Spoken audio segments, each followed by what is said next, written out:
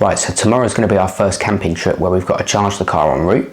So on the last trip we got about 2.1 miles per kilowatt hour whilst towing the caravan, so that equates to about 150 to 160 miles on a full charge, so from 100% down to zero. Obviously I don't want to run down to zero, so I need to build in some contingency. The campsite is about 130 odd miles away, so based on the 150, 160 miles total, I probably could make it, but tomorrow is going to be colder than it was previously, and obviously I don't know what the conditions are going to be, so could have a headwind, could have a tailwind, so there's numerous things that can affect the range.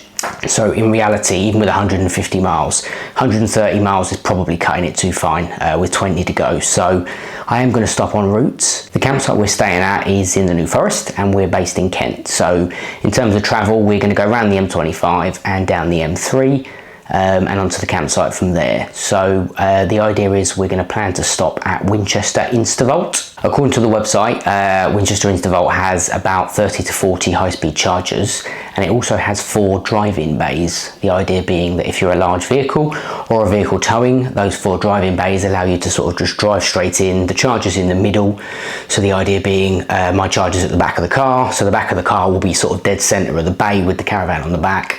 Plug the car in and then just sort of go off from there really. There seems to be quite a bit to do at the Winchester Instavolt Super Hub. So there's a Starbucks, so we can grab a coffee and grab some snacks. There's also a children's play area and a dog walking area according to the website. So that'll be handy because we've got both a dog and a child. So hopefully my son can make use of the child's play area, and then my wife could probably take the dog for a little walk. She'll need the toilet, etc.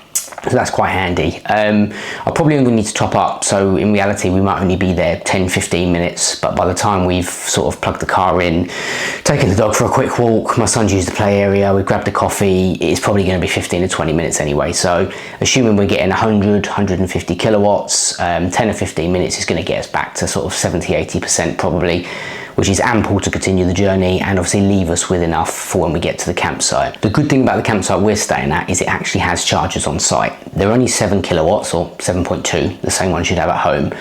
But realistically, that's kind of all we need really. You know, I don't need to be doing rapid charging every day. So my hope is that when we get there, after we've stopped at Winchester, we'll have sort of 200-ish miles left in the car, because obviously we won't be towing at that point once we've unhitched. So that will give us enough to do the exploring we want to do around the New Forest, probably go down to the coast, come back, etc. over the next few days. And then the idea is on the last night, I'm going to put it on charge on the 7 kilowatts and try and get to 100% where possible. I may have to do it over 2 nights, depending on the battery. I might high-speed charge, you know, near the coast somewhere, get back up to sort of 70-80%, and then just sort of top up overnight at the campsite. Most campsites either allow you to top up via like a 3-pin granny charger, if they allow charging at all. Some don't, some do. That's not putting very much in, because you're probably getting only 2 kilowatts at that point, which isn't a great deal. Might be enough for the next day, but you're probably going to have to do that every day. These 7 kilowatt ones mean I can get probably 60-70% charge overnight. They charge you anyway, so they're just going to bill me for the usage at the end of the stay, which is absolutely fine. Don't know what it's going to cost, but ultimately I don't really care. I think the Winchester Instavolt looks like it's about 82p per kilowatt hour, looking at the Electroverse app, which is probably what I'm going to use. So scan the card and it bills it to my Octopus energy statement, so I don't pay it there and then. I pay it in a few weeks' time when it comes off the statement. Obviously 82p is expensive, but you know, the rest of the year we're not towing and I charge at home for virtually nothing. So, you know, a full charge is like £5. So realistically, you know, even if at 82p a kilowatt hour, it costs me 30-40 quid, I don't really care, because ultimately if I was traveling down there in a nice car, a diesel or a petrol, it's going to cost me a similar amount anyway, even if, you know, because we leave the house with a full charge. So the first part of the journey is charged at home at the low rate. So if you add that on to what it's going to cost me in a public charge while we're there, it probably balances even with a diesel car. But as I say, 95% of the time I'm not towing and I'm charging at home. So I'm just kind of saving thousands over the years. in fuel cost specifically. If you exclude obviously cost of the car, depreciation, etc., if you literally compare fuel cost to fuel cost, I'm saving thousands. So even if it costs, you know, 20, 30, 40 quid to charge publicly, I do it so rarely that I don't particularly care. I'd rather have the convenience. The alternative is you could go to somewhere like a Tesla supercharger, but when you get there, it might be busy, you might have to unhitch, you might struggle to park somewhere, you might be somewhere tight where you've got to try and, you know, either reverse with the van on or turn around, etc. This Winchester Instavolt means that I can drive in straight into the bay, and then I've had a look on Google Maps, and you just come back out again, do a full circle, you know, so there's no tight areas, there's no unhitching, and then we can just continue our journey back onto the M3, because it's kind of on the way anyway. It's, you know, I think it's 2-3 miles off the side of the M3, so absolutely perfect, and hopefully it gets us what we need. As you can see, nice and easy to get into the Super Hub at Winchester. Nice big road leading in. So the 4 driving bays are just on the left as you go in. Absolutely loads of room around them, so nice and easy to swing in, even if you've got a big old caravan on the back. Obviously you need to know which side your charger's on, so you need to pull into the right bay. If you do make a mistake and pull into the wrong one, you could just always go back round again and pull back in. Now, I didn't precondition the battery on the way there, mainly because I didn't want it using an additional range. I didn't know if I was going to make it if it started to precondition, because it does actually start to use additional range during the preconditioning process. So when I first got there, I was a bit concerned because I only got 30 kilowatts for a minute or so. At that point, I figured I'd just have a quick look round to see if it sped up at any point. Obviously 30 kilowatts is going to be there a long time, so I'm kind of hoping it's going to speed up at this point. But yes, you can see there, it's nice big old bays, even with a big old caravan, sort of pull forward and not sticking out on the back. Lots of chargers there, I think there's 40 odd, with a 4 driving bays in addition to that. And then yeah, lots of room around them to swing around. There we go, that's better. 153 kilowatts, so that's much better. Time we had lunch, we were actually there 32 minutes in the end. Ended up putting in 48.46 kilowatts, so quite a bit.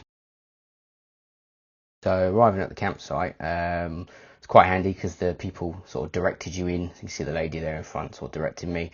Told me I could drive across the grass, which was nice, and it meant that I could just pull straight into the pitch without needing to reverse the caravan. Can reverse the caravan, but I prefer not to if I can help it, as most people probably do. Don't have a motor mover, so it would be reversing and pushing. So yeah, fronting on is nice and easy.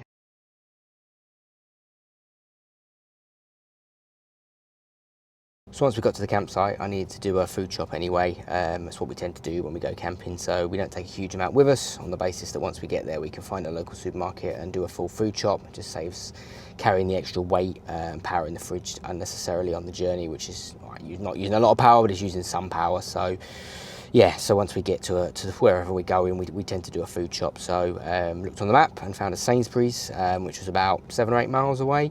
And actually it has some high-speed chargers here, so they're 150 kilowatts, so I figured I might as well do a food shop, kill 2 birds with 1 stone, and put a top up in the car. Don't really need it. I could probably get away with the rest of the few days we're here without topping up, and then just do a big top up on the last day or the second to last day before we leave. But I figured as we're here, I might as well top the car up. There's not, there's no point not doing it. It's going to sit here in the car park, so I can use my Electroverse card again. So at the end of the trip, I'll show you exactly how far we've gone, exactly how much it's cost, add on obviously the cost to top up at the house before we left, and see the entire journey price. I'm not expecting it to be cheap, and I'm not expecting it to be less than a nice car, but it should be relatively comparable, hopefully, for the same sort of length of journey, really. I looked for a Tesla supercharger because I figured if there's one close by, at least I can pop to that and it'd be cheap or cheaper than anywhere else. But the nearest supercharger, I'll put a little map on the screen, is Amesbury, I think, which is quite a distance from here. Certainly not worth driving to save money, because by the time you've driven there, you're not going to save anything, because you're going to use, the extra power that you're going to have saved money wise. So yeah, the New Forest does not have a huge amount of chargers, and it certainly does not have a lot of rapid chargers. So if you're in the middle of the New Forest, in all honesty, I think there's a few in Brockenhurst by the look of it, but they're kind of few and far between. And if you're in the middle of the New Forest, you may find you have to drive a bit of a distance to get to a charger. Fortunately, we're north of the New Forest slightly, so there's a few around here, including this one at Sainsbury's. But yeah, something to be aware of. In the middle of the New Forest, not a lot. So get yourself some charge on the way down there or on the way back, but don't expect to get there on 10% and then have a sort of plethora of chargers to choose from like you would in sort of more populated areas. There's 6 bays at this Sainsbury's, so it's not a massive charging station, but the idea is you can just sort of park up, go and do your shopping and come back out again. I mean, what's it take to do a full food shop these days? Half hour, 40 minutes maybe, even an hour potentially, depending how long you take. So within that time, you can put quite a lot in your car. I mean, I'm getting 73 kilowatts, but that's only because it didn't precondition for very long. The campsite's only 15-20 minutes away, so that preconditioning didn't get the battery to where it needed to be to get the 450 kilowatts. So I'm getting 73, and it says 35 minutes remaining to get from 70% to 100%. So not a huge amount of time. I popped in there, got our bits, come back out. In all honesty, I'm probably going to be back on 100% or close to it, and then we can use as much as we can for the rest of the trip. And then on the very last day, or second to last day, I'll pop back here to this same place, 'cause it's just up the road, get myself back to 100%. Then we can leave from here. Probably stop at Winchester again, because it's nice and easy, and I know it's a drive-in bay. Bang back up to 100% probably again, or as close to, and then that'll get us all the way home, and then we're good to go.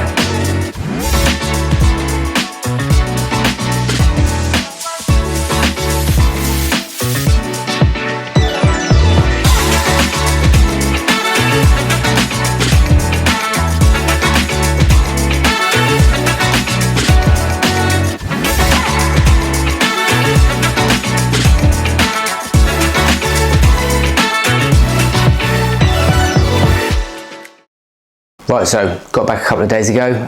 Journey back was pretty bad, so took us 4.5 hours.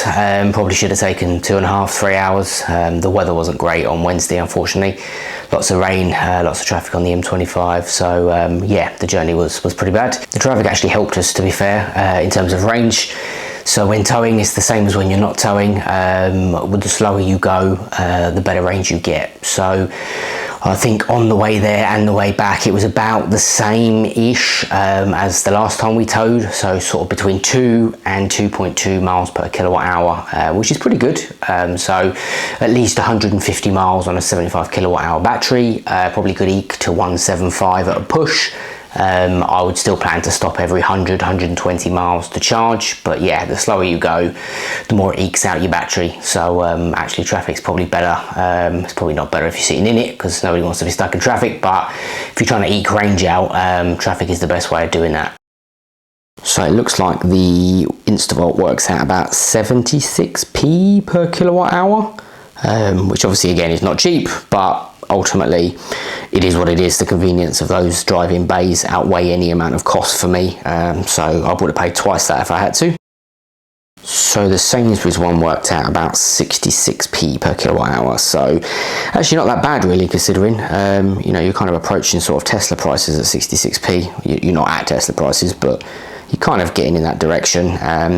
But again, it was convenience, you know. It meant that I could just pop in and do the shopping, and it charged while I was doing something else rather than sitting around waiting. You know, often with the charging, you'd be sitting waiting, or you'd have to go in and buy a coffee or spend some extra money. But at a supermarket, it kind of meant that I could just sort of do my shop, come back out on the car, had whatever charge it had. So yeah, 66p. So in terms of overall cost, it works out about £105 public charging, and probably another £5 or so when I set off and I charge from home. So £110-ish, roughly, not exact numbers.